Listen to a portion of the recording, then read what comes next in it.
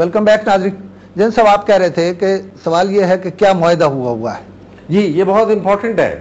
پرویز مشرف کا کیا انڈرسٹینڈنگ تھی امریکہ کے ساتھ، پبلک کو کچھ پتہ نہیں ہے، قوم کو کچھ پتہ نہیں ہے، بے خبری میں ماری جا رہی ہے. پاکستانی پکڑ کے دے دی، حتیٰ کہ ایک بیٹی پکڑ کے دے دی بمائے بچوں کے، 3 بچوں کے، جن میں سے ایک کو انہوں نے قتل کر دیا اور ایک افغانیوں نے ہمیں واپس کیا. ایک افغانیوں نے واپس کیا. ابھی تو پتہ نہیں ہے کہ کتنے باقی. 3 بچے تھے نا اس کے. جی 3 بچے تھے.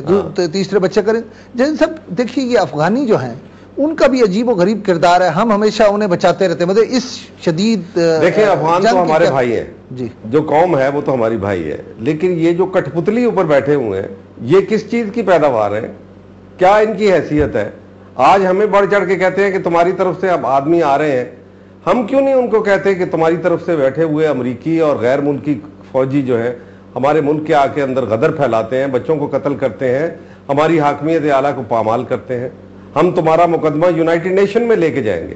ہمیں امریکہ کے خلاف مقدمہ نہیں لے جانے کی ضرورت. افغان حکومت اگر وہ لیجیٹیمیٹ حکومت ہے جیسا کہ ISF کے نیچے یونائٹڈ نیشن نے قبول کر رکھا ہے تو پھر ہمارا مقدمہ تو افغان حکومت کے ساتھ ہے. جن سب اس کو افغان حکومت کے ساتھ بھی ہے. اور دیکھیے یہ تو ایسے ہی ہوتا ہے، انسان ویسے بڑا سیلفش ہے. ہم بطور قوم ہمیں اپنی ریسپیکٹ تو کرنا ہے. اگر وہ ہمارے بچوں کو مار دیں گے، ڈاکٹر عافیہ کے بچوں کو انہوں نے وہاں مار دیا ہے، اور ڈاکٹر عافیہ کے ساتھ یہ جو جنسی تشدد ہوا ہے جس کے لیے اب انہیں اس کی ضرورت ہے آپریشن کی، اور جس کے لیے انہوں نے لیڈی ڈاکٹر پاکستانی مانگی ہے، یہ سب بھی افغانستان کی سرزمین پر ہوا. اب ان کے 25 لاکھ لوگ تو اس وقت موجود ہیں، میرا بچے ہمارے پاس موجود ہیں. ہم کب تک ہاتھ باندھ کے کھڑے رہیں گے؟ ایک تو بات یہ ہے، لیکن میرا گمان یہ ہے کہ عافیہ جو ہے آخری 3 مہینوں میں وہاں بھیجی گئی.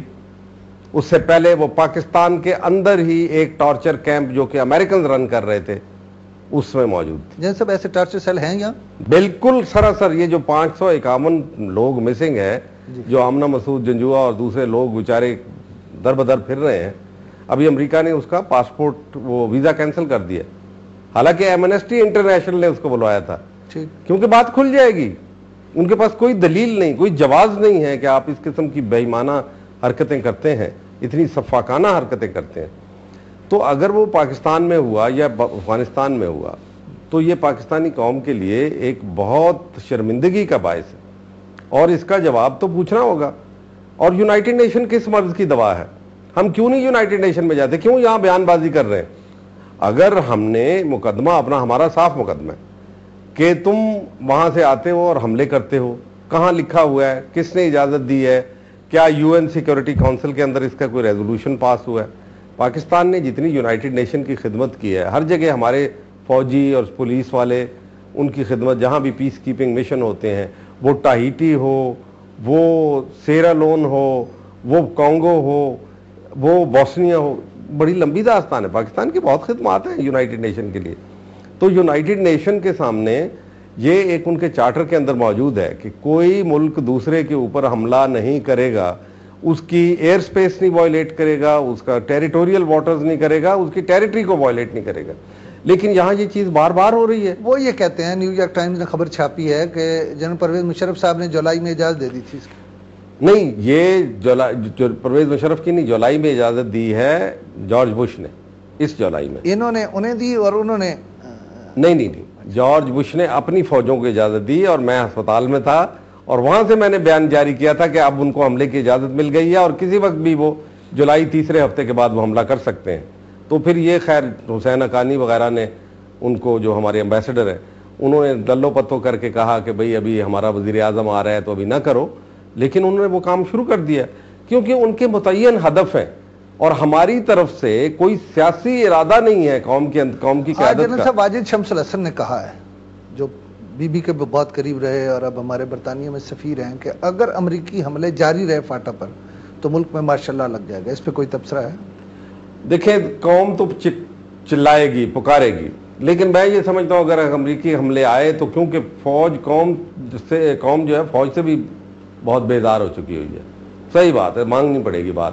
اور فوج جو ہے وہ ہمارے ٹرائبل ایریا کے اندر ناکام ہو چکی ہے. لوگ لڑنا نہیں چاہتے وہاں پہ، سیدھی سی بات ہے. کیسے لڑیں گے؟ اپنے بھائی ہیں. انہوں نے تو ایک بیان کے بعد، چیف آف آرمی صاحب کے ایک بیان کے بعد کہا ہے کہ ہم تو اب افغانستان میں امریکی اڈوں پر حملہ کریں گے، قبائلیوں نے کہا ہمیں اب اپنی فوج سے کوئی نہیں، وہ تو خیر قبائلی تو جو بھی کریں گے لیکن قبائلیوں کو تک وہ ہمارے شہری ہیں، وہ ہماری سرزمین ہے، اس کے اوپر ایک واردات ہو رہی ہے. اب اس کے اندر فوج کا جو کردار ہے وہ بظاہر بہت ہی مشکوک ہے، خراب ہے، اور جیٹ طیارے اپنے ہی لوگوں کے اوپر حملے کر رہے ہیں اور بے گھر کر دیا. دیکھیں اس وقت آئی ڈی پیز کہتے ہیں انٹرنلی ڈسپلیسڈ پرسنل، تو انٹرنلی ڈسپلیس کی پاپولیشن سب سے پہلے ایتھوپیا میں اور اس میں ہوا کرتی تھی صومالیہ کے اندر. اس وقت پاکستان نمبر 1 پہ آ گیا، 4 لاکھ آپ کے انٹرنلی ڈسپلیسڈ لوگ ہیں. اور رمضان کے مہینے میں خود غضب خدا کا کیا حرکت کر رہے ہو. یہ ویسی صورتحال ہے جو جامعہ حفظہ میں جس کا ابھی تک ہم خمیازہ بھگت رہے ہیں اور پتہ نہیں کب تک بھگتیں گے، وہی صورتحال ہے. تو کہنے کا یہ مطلب ہے کہ یہاں پہ مجھے فوج کی ٹیک اوور جو ہے وہ اگر ہوئی تو وہ بھی کامیاب نہیں ہوگی، اور اس کے بعد یہاں نتیجہ انقلاب نکلے گا، جو اس دفعہ ٹائم میگزین نے اس کے اوپر کور سٹوری کے اوپر دے دیا ہے. پاکستان جو ہے وہ انقلاب کے دہانے پہ کھڑا ہے، تو اس میں کوئی شبہ نہیں ہے. میں تو ہمیشہ سے کہتا رہا ہوں، میں اگر سافٹ انقلاب کی بات کریں، سافٹ ریولوشن، لیکن وہ زمانہ گزرتا چلا جا رہا ہے. میں پشیمان ہوں، میں حیران کرنل ہوں. امام کہتے ہیں کہ اب نوجوان انقلاب لائیں گے اور ان کے تجزیے میں یہ ہے کہ 30 سے 40 لاکھ لوگ مارے جائیں گے. پتہ نہیں کتنے مارے جائیں گے، یہ تو کہنا بڑا مشکل ہے کیونکہ ہماری پاپولیشن ماشاءاللہ بہت ہے اور پھر ہوگا. لیکن حقیقت یہ ہے کہ آپ کی فوج، آپ کے وہ لوگ جو یہاں نہیں لڑنا چاہتے، وہ تو افغانستان کے اندر جا کے لڑنا چاہتے ہیں. اور یہ کہنا کہ جی فارنرز بیٹھے ہوئے ہیں، کیا ہوا جی فارنرز بیٹھے ہوئے ہیں؟